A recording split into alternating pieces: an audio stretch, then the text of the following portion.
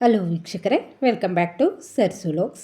ಬೇಸಿಗೆ ಬಂದರೆ ಸಾಕು, ಹೆಚ್ಚಾಗಿ ಎಳೆನೀರು, ನಿಂಬೆಹಣ್ಣಿನ ಪಾನಕ, ಅದೇ ರೀತಿ ಮಜ್ಜಿಗೆನ ಹೆಚ್ಚಾಗಿ ಸೇವನೆ ಮಾಡ್ತಾ ಇರ್ತೀರಿ. ನೀರು ಮಜ್ಜಿಗೆನ ಇವತ್ತು ನಾನು ಹೇಳ್ಕೊಡ್ತಕ್ಕಂಥ ಮೆಥಡಲ್ಲಿ ನೀರು ಮಜ್ಜಿಗೆನ ತಯಾರು ಮಾಡ್ಕೊಳ್ಳಿ.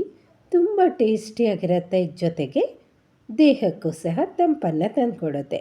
ಇದನ್ನು ಮಾಡ್ಕೊಳ್ಳೋದಕ್ಕೆ 4 ಲೋಟದಷ್ಟು ಮಜ್ಜಿಗೆನ ತಗೊಂಡಿದ್ದೀನಿ. ನಾನಿಲ್ಲಿ ಈ ಕನ್ಸಿಸ್ಟೆನ್ಸಿಯಲ್ಲಿ ತಗೊಂಡಿದ್ದೀನಿ. ಇದಕ್ಕೆ ಬೇಕಾದರೂ ಇನ್ನೂ ನೀರನ್ನು ಸೇರಿಸ್ಕೋಬಹುದು.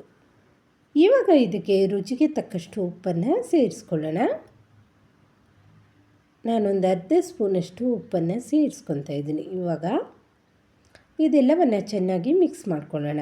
ಮೊದಲ ಕಾಲದಲ್ಲಿ ಯಾರ್ದಾದ್ರೂ ಮನೆಗೆ ಹೋದಾಗ ಅಥವಾ ಮನೆಗೆ ಗೆಸ್ಟು ಬಂದಾಗ ಈ ನೀರು ಮಜ್ಜಿಗೆನ ಕೊಡ್ತಾಯಿದ್ರು. ತುಂಬ ರುಚಿಯಾಗಿರ್ತಾಯಿತ್ತು, ದೇಹಕ್ಕೂ ಸಹ ತಂಪನ್ನು ತಂದುಕೊಡ್ತಾಯಿತ್ತು.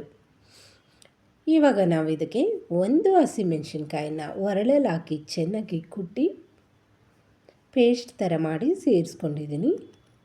ನಂತರ ಅರ್ಧ ಸ್ಪೂನಷ್ಟು ಜೀರಿಗೆ ಪುಡಿ, ಒಂದು 10 ಕರಿಬೇವಿನ ಸೊಪ್ಪನ್ನು ಚೆನ್ನಾಗಿ ಒರಳಲ್ಲಿ ಕುಟ್ಟಿ ಇದನ್ನು ಸಹ ಸೇರಿಸ್ಕೊಂಡಿದ್ದೀನಿ. 1 ಸ್ಪೂನಷ್ಟು, ಜೊತೆಗೆ 1 ಸ್ಪೂನಷ್ಟು ಶುಂಠಿ ರಸನ ಸೇರಿಸ್ಕೊಂಡು 1 ಈರುಳ್ಳಿನ ಸಣ್ಣಗೆ ಕಟ್ ಮಾಡಿ ಇದರಲ್ಲಿ ಸೇರಿಸ್ಕೋಬೇಕು.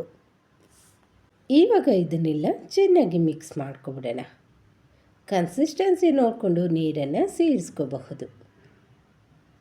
ಇವಾಗ ಉಪ್ಪು ಸರಿಯಾಗಿದೆಯಾ ಅಂತ ಚೆಕ್ ಮಾಡಿಕೊಂಡೆ. ಸ್ವಲ್ಪ ಉಪ್ಪು ಸಾಕಾಗಿಲ್ಲ, ಅದಕ್ಕೆ ಹಿಮಾಲಯನ್ ಪಿಂಕ್ ಸಾಲ್ಟನ್ನು ಸ್ವಲ್ಪ ಸೇರಿಸ್ಕೊಂಡಿದ್ದೀನಿ.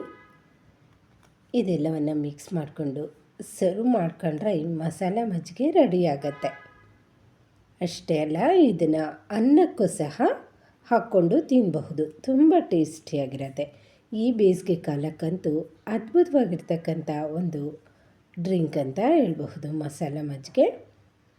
ಇದನ್ನು ಕುಡಿದ್ರೆ ಜೀರ್ಣಶಕ್ತಿ ಸಹ ಚೆನ್ನಾಗಾಗತ್ತೆ, ಜೊತೆಗೆ ಆರೋಗ್ಯಕ್ಕೂ ಸಹ ತುಂಬ ಒಳ್ಳೆಯದು. ಬೇಸಿಗೆ ಬಿಸಿಗೆ ಹೆಚ್ಚು ನೀರಿನ ಅಂಶವನ್ನು ದೇಹ ಕೇಳ್ತಾ ಇರತ್ತೆ. ಅಂಥ ಟೈಮಲ್ಲಿ ಈ ರೀತಿ ಮಜ್ಜಿಗೆಯನ್ನು ಮಾಡಿಕೊಂಡು ದಿನಕ್ಕೆ 2 ರಿಂದ 3 ಲೋಟ ಕುಡಿದ್ರೆ ಆರೋಗ್ಯಕ್ಕೂ ಸಹ ತುಂಬ ಒಳ್ಳೆಯದು.